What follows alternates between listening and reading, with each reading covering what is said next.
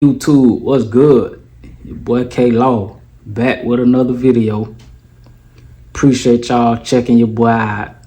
Y'all gonna hit the like and subscribe button for the kid. Hit the share button. Go on and comment if you feel like commenting. But yeah, that help the channel out when y'all do that too. When y'all like the video, subscribe to the video, share the video, comment on the video. All that help the kid out. So I need y'all to do that for me. But yeah, so check it out. People always ask me, Law, was your time easy or was your time hard? And really, honestly, I can't really give no straight answer. But I'm going to go ahead and say, if I really had to pick something, it'll probably have to be hard. And the reason I say hard is because doing time period is hard. Especially, you know what I mean, when you got over just a few months, like in the county. When you go to prison, you're going to get at least a year and a day. That's why they sentence you to a year and a day, because if you stay in your county jail, you can get anything from up a year, from up under. Y'all know what I'm trying to say. A year or up under that. And if you get any more than that, then you got to go up the road. You know what I'm saying? So you get a year. That's why they'll sentence you to a year and a day instead of just a year. If they sentence you to just a year, which is like 51 weeks or something like that in the county jail, you will stay in the county jail. But if you go over that, which is like a year and a day, they're going to give you a DC number and send you to prison. So with that being said, like I say, my time was hard, and it wasn't necessarily hard in the sense of just, being hard for me and just getting into stuff and you know what I mean, staying in trouble and nothing like that, but just in the sense of just doing time period. You know what I mean? It's hard to do time. It ain't easy being away from your loved ones. You don't know if you're gonna get money today. You don't know, you know what I mean, if you're gonna get stabbed up today. You don't know if you're gonna get into it with somebody today. You don't know if your homeboy might switch up on you because he got an attitude because his people ain't send him no money, or he done got beaten spades or tonk or poker, gambling. So, you know what I mean? You got to realize where you at, still in prison. You got to be on the swivel. But me, as far as doing time hard or easy, it was I did easy time, but most of the time it was hard, especially mentally. That's where prison, in my opinion, in my experience, that's where it drains you the most, mentally. You know what I mean? You waking up every day with these same people, different attitudes.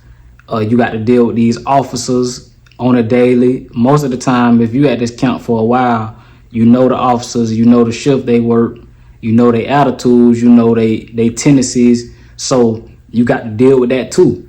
And then on top of that, you got to think, these officers, they get to go home every night. So sometimes they might come in mad at their wife or mad at their husband, and now they taking it out on you in the dorm just because they can.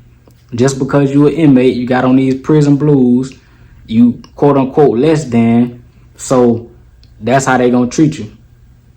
So in that aspect, you know what I mean, that ain't no easy time to do. You know what I mean? When you got somebody constantly messing with you, you really can't say nothing. You know what I mean? If you don't want to really have any issues, that's the last thing you want to do, is have issues with the police in prison, because they can take it there. If they really want to be nasty, all they got to do, cuff you up, take you to a blind spot in the prison, and handle their business. And that's what they do a lot of times, especially when you go northern Florida and all to them little country towns and Jasper and in the Panhandle. Yeah, them officers don't play up there. Them officers do not play. They will put their hands on you and they will let you know. And if y'all remember my reception center story, y'all see what the officer told me, because I ain't hear him when he say wiggle your hands or wiggle your fingers. I ain't hear him. He came up to me, told me straight up, looked me right in my face, and told me if I don't wiggle my fingers, he'll cave my chest in.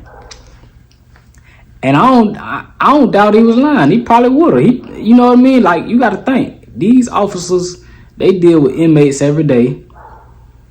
They deal with disrespectful inmates. So for the few that's disrespectful and really don't care, they want to deal with everybody like that in that sense. So if you got a few inmates who don't really care,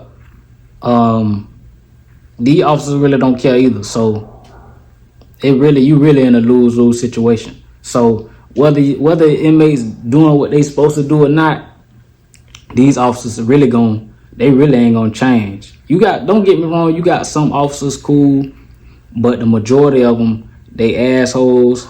That's what they gonna be. That's what they want to be. That's what they come to work for.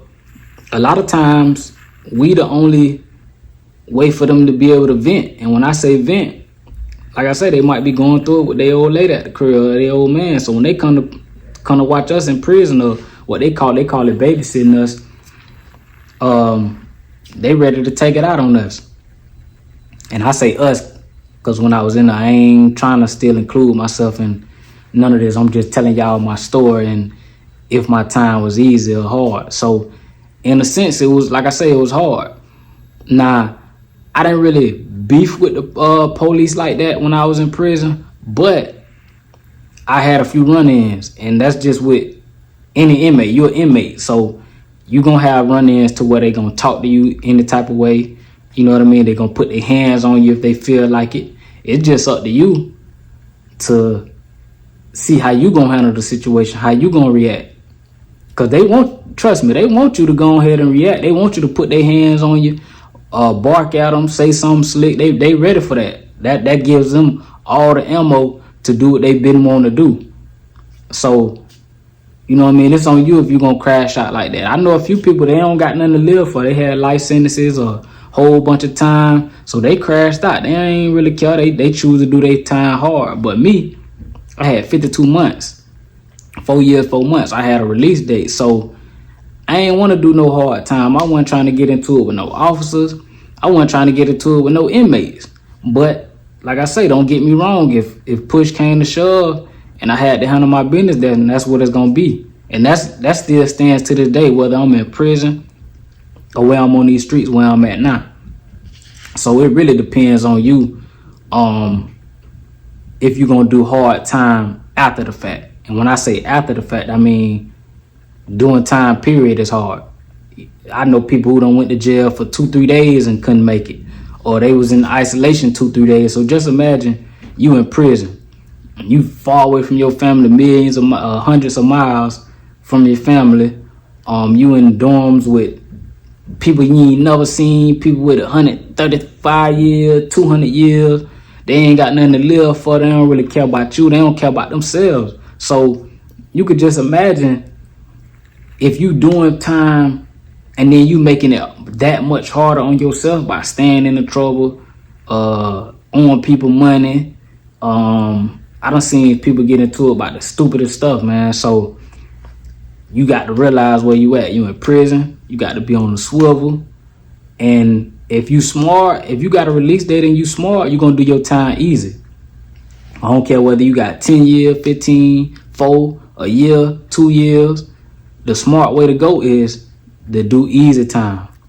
And that's what I chose to do. And like I say, when I say easy, I don't necessarily mean easy to where it was just a walk in the park, to where I woke up every day and was happy and my people sent me money on a regular, which they did, but money ain't gonna really bring you happiness in a situation like that. It'll help. Now, don't get me wrong, it'll help. You gamble, you can eat good. You know what I mean? You buy magazines, you can buy whatever you want really with canteen. Canteen is just as equal as the money in prison. So if you got money, you can pretty much do whatever. But at the same time, I can guarantee you can go ask probably the richest dudes in prison, ask them, you know what I mean? If, hey, would you rather have this money and stay in prison, or would you go home and you rather be broke? 9 times out of 10, they gonna say they rather go home and be broke, unless they just institutionalized to the point to where They want to stay they dumb behind in prison. But that wasn't me. So like I say, I chose to do my time easy. It's possible. Like I say, ain't nobody perfect. I still got into stuff. I still got into situations with dudes, you know what I mean, over stuff that I knew I shouldn't have, you know what I'm saying, been gambling and, you know what I mean, all that. So it's just really on you if you want to do hard time or easy time. With me, when most people ask me, I say easy just because, you know what I mean, like I say, I chose to stay out of the box and, you know what I mean, stay out of gangs and, you know what I'm saying, stay out of people's way. That's just me. You call them what you want, you know what I mean? But anybody who was locked up with me, anybody who was locked up in the dorm with me, which a few people, they gonna see these videos that was locked up with me. And like I said, wasn't nothing scared about me. I just chose to do my time right and get ready to go home. I was 21 when I went. I was 25 when I came home. I'm 36 now. So y'all could just do the math. Yeah, that spot wasn't for me. You know what I mean? I did my time, did what I had to do. I came to the crib. So that's what it is.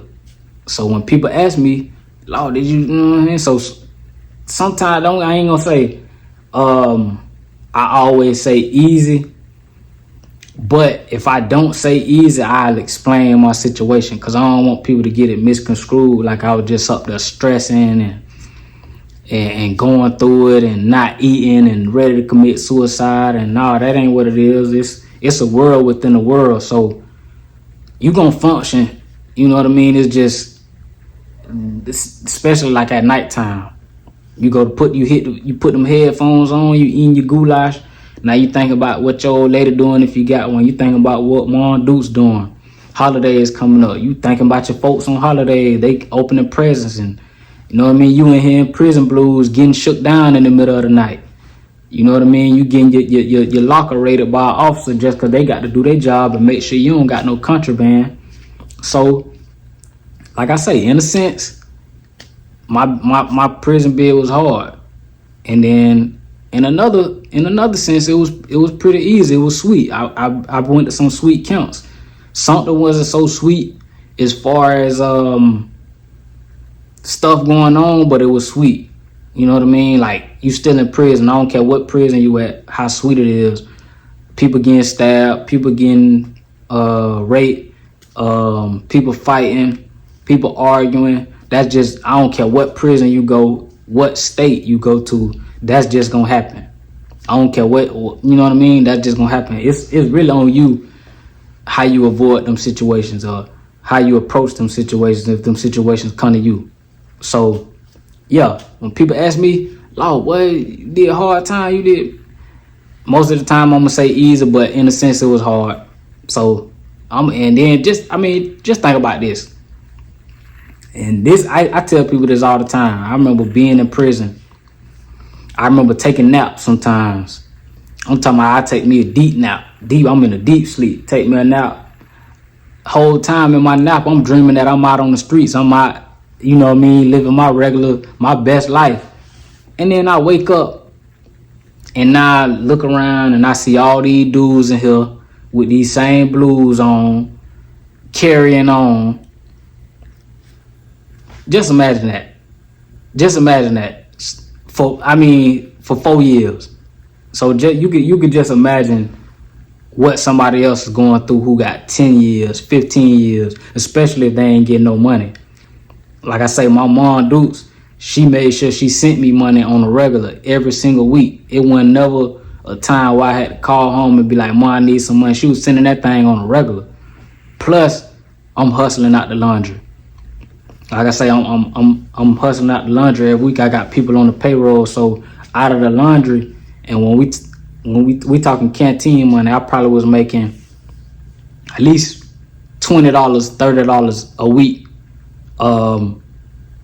in the laundry, and that's pretty good in prison talk.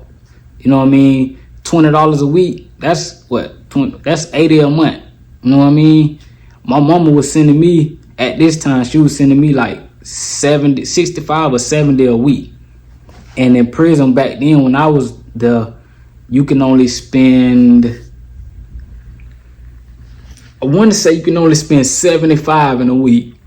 Excuse me if I'm not mistaken. So just say somebody send you $200, right? Only 75 gonna be able to come off your ID card when you go swipe it at the canteen for the week. And then once that other week roll in, the other 75 will be able to roll on. So you can only spend so much. You can't just go and spend $200-300 on canteen and just take it back to your dorm. No, that's a limit. And I think I'm thinking about it right, 75. So yeah. So like I say, if you doing time, if you got a lot of time, that's hard. On top of ain't getting no money, no canteen on top of that, that's even more hard time. Now, if you end up hustling, then you don't really need nobody to send you money. You good. You know what I mean? You got to hustle. You straight. As long as you got some food in your locker, you good. But yeah, doing that time with no money, and you know what I mean? And me personally, I don't like doing time. Plus, I wasn't trying to take that risk again to me go back to prison and hoping I got somebody to send me money for 4 years or however many years on a regular. That ain't easy to do. My mama was doing that for 4 years straight on a regular. So shout out to Mom Dude. She might see this. She don't really like watching these videos because you know what I mean, I'm the only child, so it kind of put her in the mindset of, you know what I mean, her baby back in prison. But it is what it is. I got through it, mama. So, and I appreciate you. So yeah, y'all, people ask me, did I do hard time? Did I do easy time? It's a mix.